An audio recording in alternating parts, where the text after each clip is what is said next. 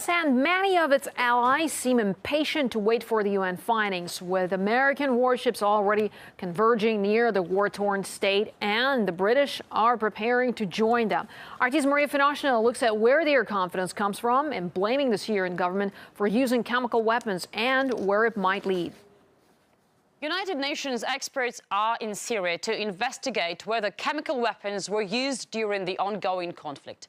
Finally.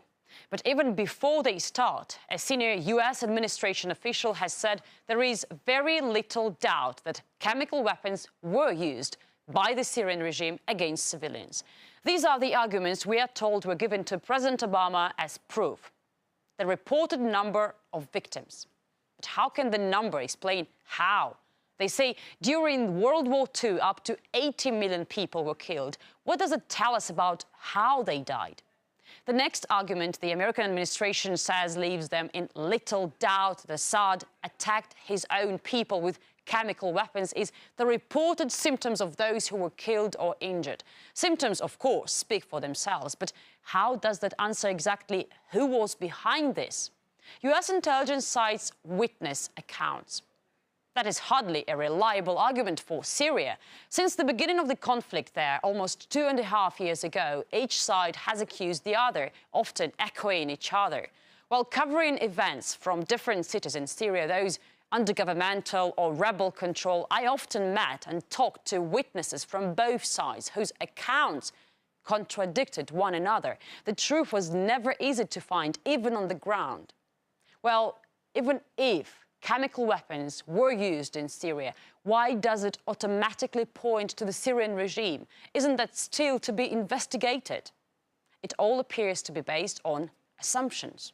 We still believe that they don't have the capability to use chemical weapons. That has not changed. Again, we're looking into the facts on the ground, but there's no reason, if there's nothing to hide, for the regime not to let the investigative team. Do you know if the UN team is operating under those same assumptions, that the opposition doesn't have the ability to use these kinds of weapons? Yes. They are? Mm-hmm. Meanwhile, major world media are bombarding audiences with grotesque pictures of dead people, including children, allegedly killed by chemical agents, allegedly used by the Syrian regime. And all that during a military escalation in the region. The Pentagon is moving its naval forces closer to Syria.